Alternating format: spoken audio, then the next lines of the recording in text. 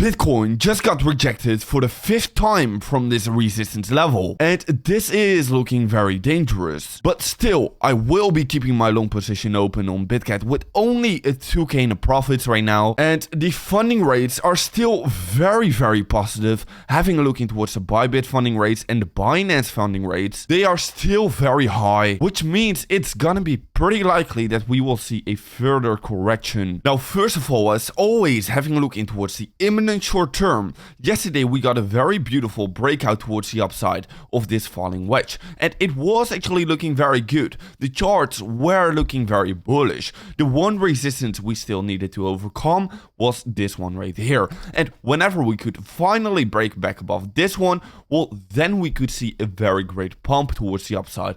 But unfortunately, we did not break above right here, because in the end of the day, the stock market crashed very massively towards the downside, also dragging the Bitcoin price towards the downside. And later that day, we saw CZ, the CEO of Binance, coming out and tweeting this which of course stands for ignore the FUD. And he probably knows more about what's happening behind the scenes than we actually do. So because of that, we could expect some bad news to come. And yes, indeed, just 1 hour later, we saw this news coming out, which, well, in this case is still just a consideration. But if they are actually going to be filing charges, which I at this point do think they will be doing it, well, this might be causing a even further dump towards the downside. Now, also because the funding rates are also still very high, which means there are a lot of people in the market actually longing the Bitcoin price, and we do know the majority is most of the times wrong in the market.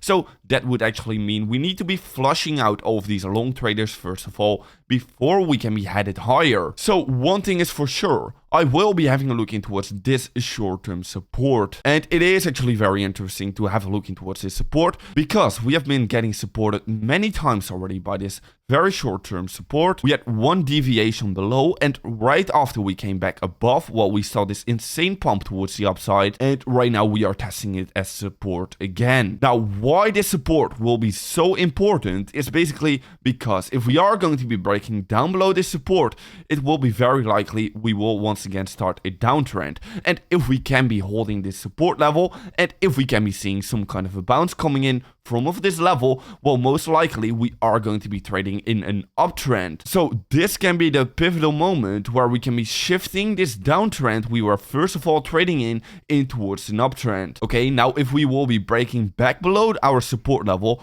well, that would mean we are just going to be continuing our downtrend, and this was just one fake out. So that is going to be the reason why this support level will be so important. Now, other than that, we can be having a look in towards this falling wedge, and you might just be saying, all right, this is just a retest right here. But in my opinion, I do not like this type of structures, because we already pumped with about 2.5%, maybe even 3% towards the upside, and right after this pump, we dumped back down with about 3.3%.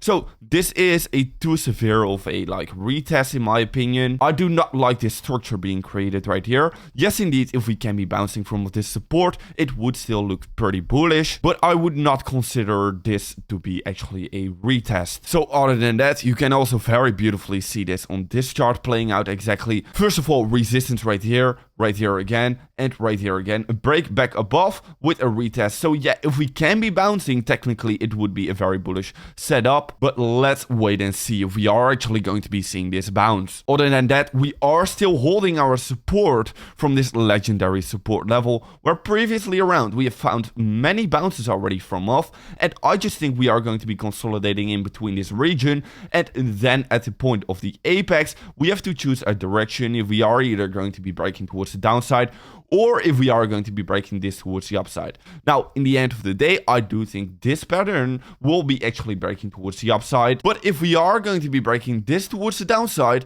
well, the charts are going to be looking very dangerous. Okay, so just keep that in mind. Now, I do think in the end of the day, we have a greater likelihood of actually breaking towards the upside. Why? Because right now we are getting our historic buy signal. We are actually getting a golden cross. And historically speaking, whenever we got these golden crosses, we actually always went towards the upside massively. So once again, this is happening again. Other than that, we are still trading in the daily uptrend. That is also the reason why I'm rather going to be longing the Bitcoin market than actually shorting the Bitcoin market, because the trend is your friend, and also it doesn't look like it's about to end. Having a look in towards the on-chain indicators, we still have a lot more room for growth. As well as right now sellers are getting exhausted, which is also looking very good for Bitcoin. And other than that, well, the market is still actually very boring. There is not a lot of things happening actually. Volatility is still very low, and I think we are just going to be seeing this massive calm before the storm, and this massive move will be getting created anytime soon. So be sure to be following me on Twitter, and I'll see you in another update video tomorrow morning.